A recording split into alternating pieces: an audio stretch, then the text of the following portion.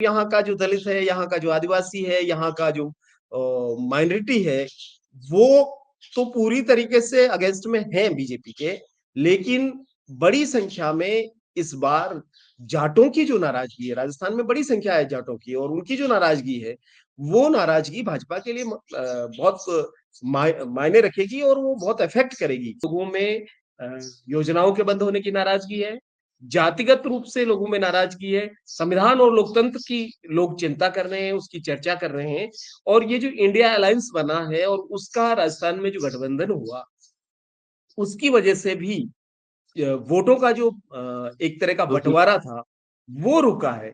तो ये सारी चीजें राजस्थान में भाजपा को किसी भी कीमत में 25 में से 25 सीटें नहीं आ सकती है, यह सुनिश्चित कर दिया है इन सब चीजों। धौलपुर में मुख्यमंत्री के भाषण के दौरान लोग उठ करके चलने लगे, जाने लगे, और अंत में वहां संचालक को कहना पड़ा, भोले बाबा की सौगंध है, महादेव बाबा की सौगंध है, तुम जरा भी हिंदू हो तो 5 मिनट के लिए लौट के आओ और फिर से बैठो। सीकर में जो कॉमरेड अमराराम चुनाव लड़ रहे हैं, जी वहां जी बहुत जी। मजबूती से इंडिया अलायंस जो है वो मजबूत दिखाई दे रहा है। नागौर में हनुमान बेनीवाल चुनाव लड़ रहे हैं राष्ट्रीय लोकतांत्रिक पार्टी के, वो मजबूत दिखाई दे रहे हैं। पिछली 2 बार से निरंतर भाजपा 25 में से 25 सीटें ले जाती रही है, लेकिन इस बार स्थिति ऐसी नहीं है कि वो 25 में से 25 सीट ले जा सके।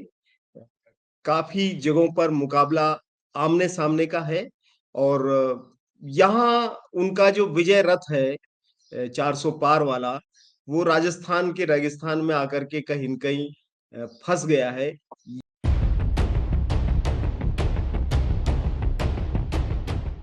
लोकसभा चुनाव 2024 और इस एपिसोड में राजस्थान विशेष। मैंने पहले कई बार कहा है कि तकरीबन 110 से 120 सीटें ऐसी हैं जहां पर सीधा और सीधा बीजेपी और आरएसएस के बीच मुकाबला है। मध्य प्रदेश, छत्तीसगढ़, राजस्थान, गुजरात, हिमाचल प्रदेश और दिल्ली में तो अब खैर समझौता हो गया है। अगर बिहार, उत्तर प्रदेश को छोड़ दे तो बाकी, जैसा मैंने पहले कहा कि मध्य प्रदेश, राजस्थान, छत्तीसगढ़ में सीधा और सीधा मुकाबला है। पिछले लोकसभा चुनाव में राजस्थान में 25 का 25 सीट बीजेपी के खाते में, और वो सैचुरेशन पॉइंट है, अब उससे ज्यादा जा नहीं सकते हैं। इस बार कल वहां पे 12 लोकसभा सीटों पर मुकाबला है, पहले चरण का मतदान हुआ। क्या है जमीनी हालात राजस्थान में? क्या कांटे की टक्कर है? चुनाव एक तरफा है? सोशल कॉम्पोजिशन क्या कह रहा है? और क्या जमीन तक मुद्दों पर चर्चा हो रही है? इन तमाम मसलों पर चर्चा करने वाला दोस्तों, रतनलाल बोल रहा हूं और आप देख रहे हैं अम्बेडकर नामा। हमारे साथ जाने माने एक्टिविस्ट, राइटर भंवर मेघवंशी साहब मौजूद हैं। आप सब जानते हैं, ज्यादा परिचय की मोहताज नहीं है, और सामाजिक कार्यकर्ता हैं, लेखक हैं, देश भर में घूमते रहते हैं और मुद्दों की बात, काम की बात करते रहते हैं। स्वागत है भंवर जी। जय भीम। धन्यवाद, धन्यवाद। जय भीम डॉक्टर साहब। तो आप अभी कहाँ, भीलवाड़ा में हैं, किधर हैं? हाँ सर, मैं भीलवाड़ा में हूँ, अपने गांव में। अच्छा, तो क्या चल रहा है राजस्थान में? राजस्थान में कल 12 सीटों पर वोटिंग होना है, जी। और जैसा कि आपने कहा ही है कि पिछली 2 बार से निरंतर भाजपा 25 में से 25 सीटें ले जाती रही है, लेकिन इस बार स्थिति ऐसी नहीं है कि वो 25 में से 25 सीट ले जा सके। काफी जगहों पर मुकाबला आमने सामने का है, और यहाँ उनका जो विजय रथ है 400 पार वाला, वो राजस्थान के रेगिस्तान में आकर के कहीं न कहीं फंस गया है। ये आप देख सकते हैं। अ, जी। यहाँ की जो 12 सीटें हैं, जिसमें श्रीगंगानगर, बीकानेर, चूरू, नागौर, सीकर, जयपुर शहर, जयपुर ग्रामीण, अलवर, भरतपुर, दौसा और करौली धौलपुर की जो सीटें हैं, इन सीटों पर अब ये साफ तौर पे नजर आ रहा है कि चाहे गंगानगर हो, चाहे चूरू हो, नागौर हो, झुंझुनू हो, सीकर हो, जयपुर ग्रामीण हो, भरतपुर हो, करौली धौलपुर हो या दौसा हो, इन सीटों पर बीजेपी काफ़ी कड़े मुकाबले में फँसी हुई है और कुछ सीटों पे तो निश्चित रूप से उसके हार की पहले से ही संभावना अब दिखने लगी है।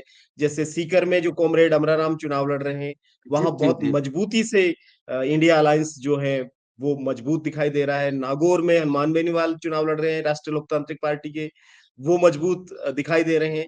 दौसा में तो यह हाल हो गया है कि बीजेपी के जो बड़े नेता हैं मीणा किरोड़ी लाल मीणा, मंत्री भी जी। हैं, उनकी सभाओं में भीड़ नहीं जुट रही है और उन्होंने एक सभा में तो मंच पे कहा कि जब भीड़ नहीं थी तो पहले तो उन्होंने क्लास लगाई अपनी पार्टी के लोगों की कि किसको हुँ, कितनी बस ला लेके आनी थी और कितनी लेके आए। और बाद में वो मंच पर उन्होंने कहा कि मुझे शर्म आती है, आप लोगों ने पिछली बार भी जो उम्मीदवार हमने भेजा था उसको हरा करके मेरी बेइज्जती करी और इस बार भी आप मेरी बेइज्जती कर रहे हैं। और ये कहते हुए वो मंच छोड़ करके भाग गए। लोग उनको रोकते रहे और उन्होंने यही कहा कि मुझे शर्म आ रही है, मेरा यही स्पीच है। तो आप सोच सकते हैं कि हालात क्या हैं। आज ये वीडियो भी अभी पूरे सोशल मीडिया में है कि धौलपुर में मुख्यमंत्री के भाषण के दौरान लोग उठ करके चलने लगे, जाने लगे और अंत में वहां संचालक को कहना पड़ा, भोले बाबा की सौगंध है, महादेव बाबा की सौगंध है, तुम जरा भी हिंदू हो तो 5 मिनट के लिए लौट के आओ और फिर से बैठो। तो आप सोच हुँ। सकते हैं कि ये जो बाहर एक पूरा नैरेटिव बनाया जा रहा है, बाहर ये कहा जा रहा है कि बीजेपी एक तरफा जीत रही है, उसको कोई चुनौती नहीं है। ऐसा कुछ है नहीं। अगर आप देखेंगे भीड़ में, तो हर जगह पर वो फँसी हुई है। कुछ-कुछ सीटें हैं जहाँ जैसे जयपुर शहर जो है, वहाँ राम मंदिर और तमाम वो जो चीज़ें हैं वो असर किए हुए हैं। तो ऐसे कुछ जगह हैं, लेकिन बहुत सारी सीटों पर इस बार मुकाबला बहुत ही कांटे का है और मुझे लगता है कि जिस तरह का एक सामाजिक समीकरण भी है राजस्थान में, अभी किसान आंदोलन हो या बाकी तमाम चीज़ें हों, लेकिन जाट समुदाय में एक भारी नाराज़गी आप देख सकते हैं। तो उसका असर सीधा दिखता है। भरतपुर सीट जो है वहाँ 5 लाख वोटर हैं जाट कम्युनिटी के। तो अब अगर उनकी नाराज़गी बीजेपी के प्रति है तो वो ज़रूर असर करेगी। तो ऐसा ही और सीटों पे भी जहाँ जाट बहुलता वाली जगह हैं, वहाँ पर दिखाई दे रहा है। संविधान की पूरी बात जो हुई है, जैसे कि यहाँ नागौर में भाजपा की जो प्रत्याशी है ज्योति मिर्धा, उन्होंने कहा कि हमको 400 हमको बहुमत चाहिए क्योंकि संसद में हम बहुमत चाहते हैं संविधान को बदलने के लिए। तो अनंत हेगड़े पहले कह ही चुके थे, फिर ये उम्मीदवार ने भी कहा। तो उसकी वजह से जो दलित है, आदिवासी है, अल्पसंख्यक है, उनकी एकजुटता भी मजबूती से बन रही है और 4 महीने ये जो अभी नई सरकार आई है, इसने आते ही कई सारी जो कल्याणकारी योजनाएँ आम जन की थी, वो सारी बंद कर दी है। 25 लाख का जो बीमा था चिरंजीवी का, वो 5 लाख का आयुष्मान में बदल दिया और उसमें भी लोगों को ओपीएस काम नहीं। तो ओपीएस खत्म कर दिया। नरेगा का पैसा रुका हुआ है, पेंशन का पैसा रुका हुआ है। जो विद्यार्थी जो जो बेरोज़गारी भत्ता मिलता था पिछली सरकार में, वो बच्चों का रुका हुआ है।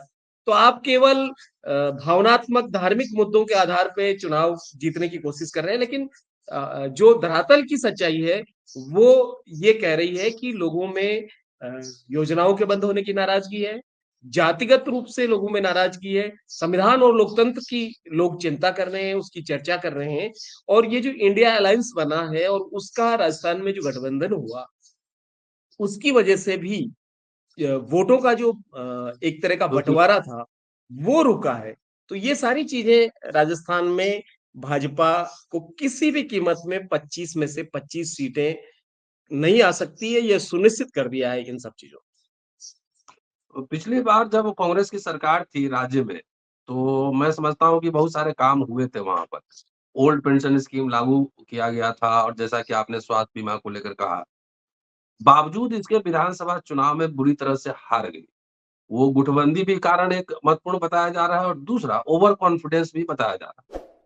तो मेरा ये एक सवाल है कि जो जिस वजह से हारी वहाँ कांग्रेस विधानसभा चुनाव और जो कमियाँ थी, वो थोड़ा-सा उसमें ओवरकम किया गया है, दूर किया गया है कि वो जारी है? जी। मुझे लगता है कि बहुत बुरी तरीके से हारी ये कहना थोड़ा मुश्किल है क्योंकि कांग्रेस वहाँ पर पिछले 2 बार में बहुत बुरी हारी है जहाँ 21 सीटें रह गई। इस बार तो उनको 70 सीट मिली है। तो वो बहुत बुरी हार नहीं थी, लेकिन हार जो हुई उसमें बहुत बड़ा एक जो राजनीतिक परिपक्वता उनको दिखानी थी, एक गठबंधन जो करना था यहाँ पर, जैसे वो जी, आदिवासी जी। पार्टी, भारत आदिवासी पार्टी के हुँ, साथ अगर गठबंधन हो पाता, बाप! सीपीएम के साथ गठबंधन हो पाता, राष्ट्रीय लोकतंत्र तांत्रिक पार्टी के साथ गठबंधन हो पाता, तो ये सारा जो मिला करके गठबंधन बनता, तो इनको वोट जो है 8 से 10% बढ़ जाता। आप अगर हुँ। देखेंगे भाजपा और कांग्रेस के वोट परसेंटेज में अंतर तो 2% का ही है ना। तो ये जो हाँ, हाँ, हाँ। 2% का वोट 1.5% जो था, 1.5% इसको देख, वो तो 2 भी पूरा नहीं था। तो हाँ। 1.5% से कुछ ज्यादा। तो ये जो ये बँटवारा जो वोट का हुआ, मुझे लगता है कि इस बार उसकी संभावना नहीं है, क्योंकि मजबूती से चाहे सीपीएम को एक सीट दी गई, आरएलपी को एक सीट दी गई, भारत आदिवासी पार्टी को एक सीट दी गई। इन सब चीज़ों की वजह से जो वोट का बँटवारा है, वो किसी हद तक अब रुक गया है। और जो सत्ता में रहने की वजह से जो गुटबाजियाँ और चीज़ें होती हैं, एक एंटी इनकम्बेंसी भी काम करती है, वो अब नहीं है, क्योंकि अब तो हुँ, सरकार हुँ, चली गई। हुँ, सरकार जाने के बाद हुँ। में स्कीम्स बंद हो गई हैं और लोगों को रियलाइज़ हुआ है कि उन्होंने क्या कर दिया है। और जो नेता हैं उनको भी मालूम है कि अभी गुटबाजी करने से क्या फ़ायदा होने वाला है, क्योंकि कुछ होना जाना तो है नहीं है। तो सभी लोग अपना-अपना ज़िम्मेदारी को निभा रहे हैं, कैम्पेनिंग में लगे हुए हैं और अच्छे से कैंपेन कर रहे हैं। मुझे तो लगता है कि चाहे सीपीएम के कॉमरेड अमरा राम हो, उनके पक्ष में जिस हुँ, तरीके से पूरा इंडिया गठबंधन के नेता लोग पूरा कर रहे हैं, और कांग्रेस ने, क्योंकि वहाँ कांग्रेस बड़ी पार्टी है उस सीकर लोकसभा क्षेत्र में। वहाँ कांग्रेस ने पूरी तरीके से अपने आप को झोंक रखा है, अपनी पूरी ताकत को झोंक रखा है और यही आपको नागौर में दिखाई देता है। तो ये जो सब चीज़ें आपको दिख रही है, उससे निश्चित रूप से पिछले चुनाव में जो भी भूलें हुई है, उसमें सुधार होता दिख। भंवर जी देखिए भारत में चुनाव हो, चाहे बिहार हो, राजस्थान हो अ, बीजेपी का यूएसपी है हिंदू-मुसलमान, अभी भी राम के नाम पे ही वोट माँगेंगे वो। जैसा कि आपने कहा है कि मुख्यमंत्री को कहना पड़ा कि हिंदू हो तो बैठ जाओ। अ, तो ये मुद्दा जो सोशल कॉम्पोजिशन बड़ा इम्पोर्टेंट फैक्टर होता है, कि जातियों के हिसाब से पार्टियों को समर्थन होता है। क्या लग रहा है सोशल जो कॉम्पोजिशन है, किधर क्या कौन-सा समुदाय किस तरफ? और उस हिसाब से क्या पोज़ीशन है कांग्रेस और बीजेपी की? जी। देखिए, राम मंदिर का मुद्दा निश्चित रूप से प्रभावी है। इसको हम नहीं डिनाई कर सकते। और ये जो पूरा सांप्रदायिक ध्रुवीकरण का जो वो करते हैं, जिसमें उनकी अपनी एक्सपर्टीज़ है, वो भी जारी है। जोधपुर में केंद्रीय मंत्री गजेंद्र सिंह चुनाव लड़ रहे हैं और उनके सामने उन्हीं की कम्युनिटी, राजपूत कम्युनिटी के करण सिंह उचियाड़ा भी चुनाव लड़ रहे हैं कांग्रेस से। लेकिन अब गजेंद्र सिंह जो कह रहे हैं, वो अपने विकास के काम नहीं गिना रहे हैं। वो ये कह रहे हैं कि अगर करण सिंह को आप कांग्रेस को वोट देंगे, तो वहाँ पर आपको शहजाद मिलेगा। तो आप जो शहजाद जो हैं वो जोधपुर शहर में एक सीट पर कांग्रेस के उम्मीदवार रहे हैं और अब उसका जवाब में उन्होंने, करण सिंह ने बहुत अच्छे से कहा कि मेरे यहाँ केवल शहजाद ही नहीं मिलेंगे, बल्कि सभी कम्युनिटियों के, सभी धर्मों के लोग मिलेंगे, मुझे उसमें कोई दिक्कत नहीं है। तो ये जो आप कह रहे हैं, ये पूरा संभावना है कि वो कम्युनल पोलराइजेशन की तरफ इस चुनाव को ले जाएँगे, क्योंकि जी, उसके अलावा कोई चीज़ नहीं है जहाँ पर वो टिक सकते हैं। बाकी अगर आप देखेंगे तो यहाँ का जो दलित है, यहाँ का जो आदिवासी है, यहाँ का जो माइनॉरिटी है, वो तो पूरी तरीके से अगेंस्ट में हैं बीजेपी के, लेकिन बड़ी संख्या में इस बार जाटों की जो नाराज़गी है, राजस्थान में बड़ी संख्या है जाटों की, और उनकी जो नाराज़गी है, वो नाराज़गी भाजपा के लिए बहुत मायने रखेगी और वो बहुत अफ़ेक्ट करेगी। तो अब वो अगर उसको कहीं ले जाएँगे, तो वो वहीं ले जा सकते हैं सांप्रदायिक उसी चीज़ में। जी।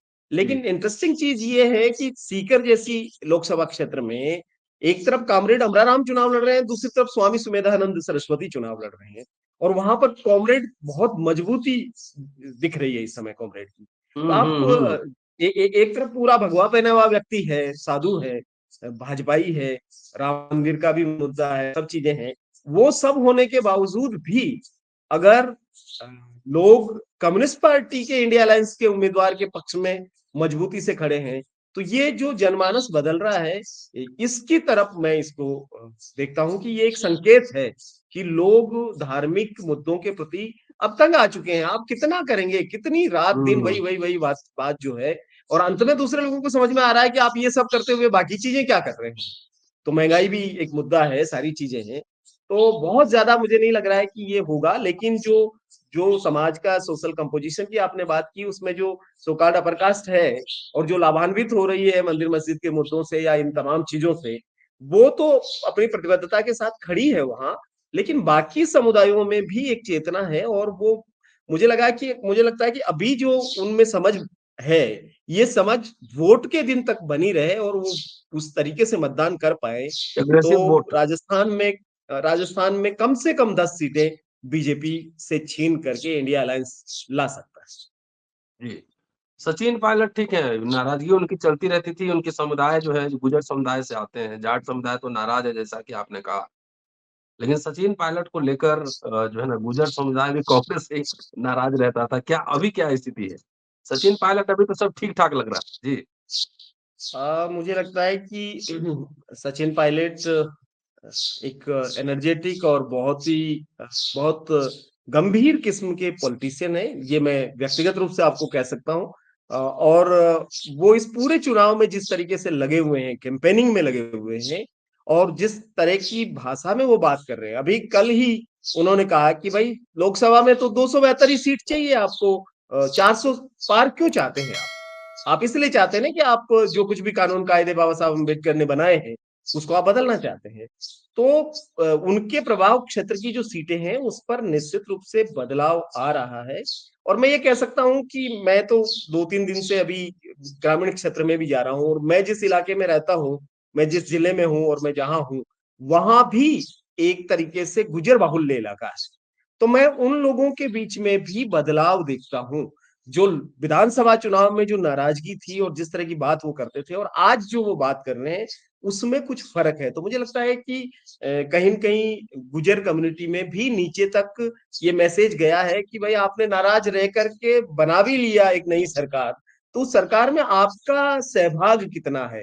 आपकी भागीदारी क्या है और आपको क्या हुँ, मिला है? हुँ, तो हुँ। वो गुर्जर समाज भी समझ रहा है कि अगर वहां नहीं मिला, तो यहाँ भी क्या मिला। और यहाँ तो कम से कम ये है कि एक युवा नेता है आपके पास, जो भविष्य का नेता है, और देश भर का बहुत लोकप्रिय चेहरा है कांग्रेस का। तो बदलाव गुर्जर समाज में भी कहीं न कहीं आ रहा है। अ, भंवर भाई, हम लोग तो लगातार हम लोग क्या पूरे सोशल एक्टिविस्ट जितने हैं, अपने-अपने रिसोर्सेज़ से और अपने-अपने क्षमता के हिसाब से पिछले 10 साल से ये बात लोगों को बता रहे हैं कि आरएसएस और बीजेपी मिलके वाक़ई संविधान बदलना चाहती है और संवैधानिक प्रावधानों को खत्म करना चाहती है। ये बात अच्छी है कि क कम से कम नेताओं जो लीडर्स हैं उनको ये बात समझ में आई और इस चुनाव में वो मुद्दा बन रहा है। एक आखिरी सवाल ये पूछ रहा हूँ कि क्या ये वाक़ई ये फ़िल्टर डाउन किया है नीचे तक कि संविधान को खतरा है और बीजेपी आरएसएस इसको बदलेगी? नंबर 1। नंबर 2, जो राहुल गांधी ने एक बड़ा समावेशी मैनिफेस्टो बनाया है और बहुत शानदार मैनिफेस्टो है। कुछ पॉइंट्स हम लोगों ने भी रखे थे, वो अकोमोडेट किया गया है उसमें। तो क्या ये मैनिफेस्टो कांग्रेस के कार्यकर्ता घर-घर तक पहुँचा रहे हैं, उस पे चर्चा हो रही है, संविधान पे चर्चा हो रही है? क्या है ग्राउंड रियलिटी?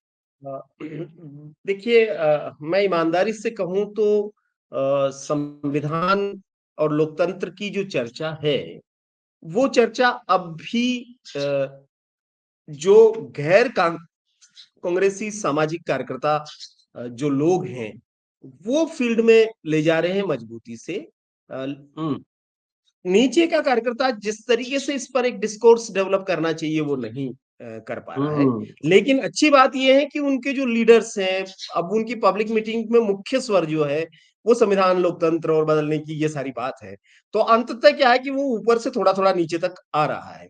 लेकिन हुँ, जो कांग्रेस का न्याय पत्र बना है, और वो इतना शानदार एक डॉक्यूमेंट है आज की तारीख में, उस चीज को जिस तरीके से कांग्रेस के कार्यकर्ता को नीचे ले जाना चाहिए, हुँ, मुझे लगता हुँ, है कि उसमें उनका अभी भी उतना सक्रियता नजर नहीं आती है।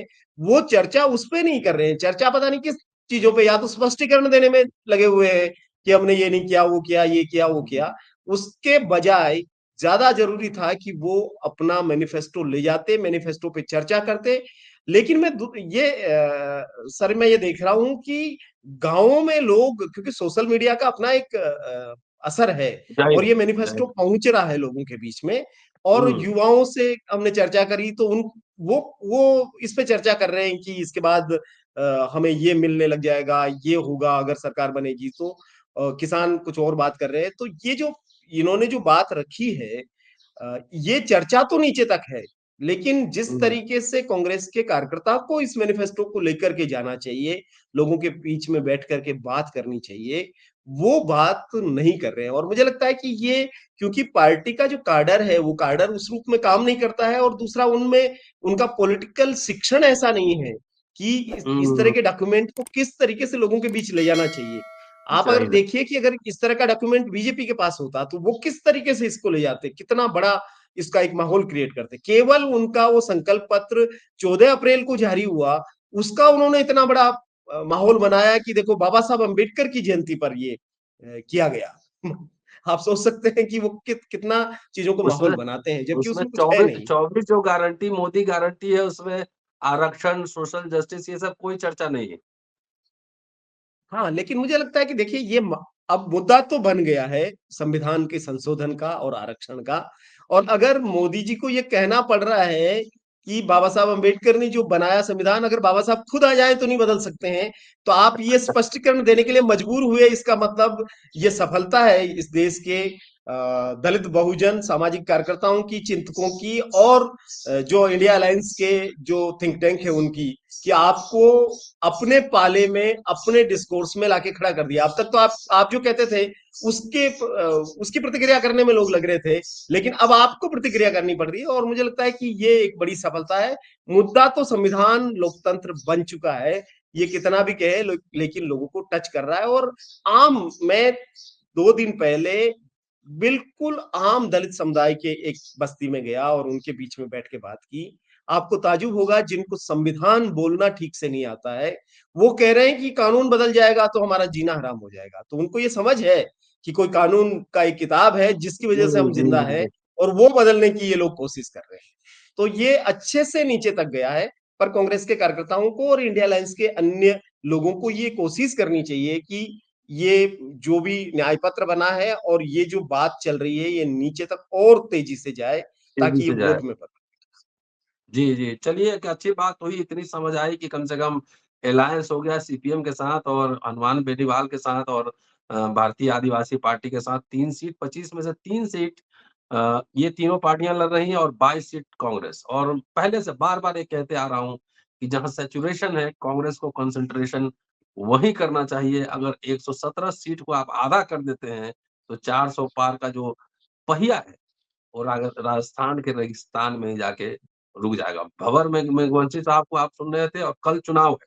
अमूमन ये समझा जाता है कि एंटी इनकम्बेंसी है तो वोट का परसेंट बढ़ेगा।